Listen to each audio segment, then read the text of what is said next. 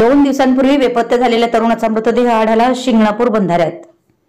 शिंगणापूर येथे 2 दिवसांपासून बेपत्ता असलेल्या तरुणाचा मृतदेह पंचगंगा नदीवर असलेल्या शिंगणापूर बंधाऱ्यात आढळून आलाय। सूरज शिवाजी पाटील वय 35 राहणार हरिप्रिया कॉलनी शिंगणापूर असं मृत तरुणाचं नाव आहे। या घटनेची नोंद करवीर पोलिसात झाली आहे। घटनास्थळावरून मिळालेली माहिती अशी की सूरज शिवाजी पाटील हा कोल्हापूर शहरातील शाहूपुरी 3री गल्ली येथे HDFC बँकेच्या फायनान्स कंपनीमध्ये कार्यरत होता। शनिवारी दिनांक 15 रोजी सूरज हा आपल्या सहकारी कर्मचाऱ्यांसोबत तारवे पार्क येथे नियोजित क्रिकेटचा सामना खेळून तो गंगावेस मार्गाने शिंगणापूर येथे हरिप्रिया कॉलनीतील निवासस्थानी यायला हवा होता, पण असं न होता सूरजने ऑफिसमधून बाहेर पडताना पत्नीला रात्री 8:30च्या दरम्यान उशिरा घरी येणार असून तुम्ही जेवून घ्या असा फोन केला।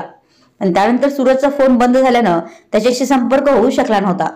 तर दररोज 8 ते 9च्या दरम्यान घरी येतो अशी माहिती त्याचे नातेवाईक नारायण भांदिगरे यांनी पोलिसांना दिली आहे।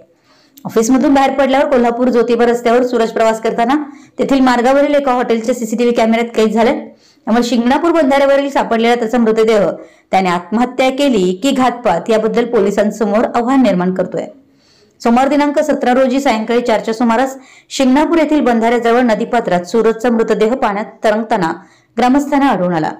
घटनेची माहिती मिळताच पोलिसांनी ग्रामस्थांच्या मदतीने मृतदेह बाहेर काढून पंचनामा झाल्यानंतर उत्तर तपासणीसाठी शासकीय रुग्णालयात पाठवण्यात आलाय।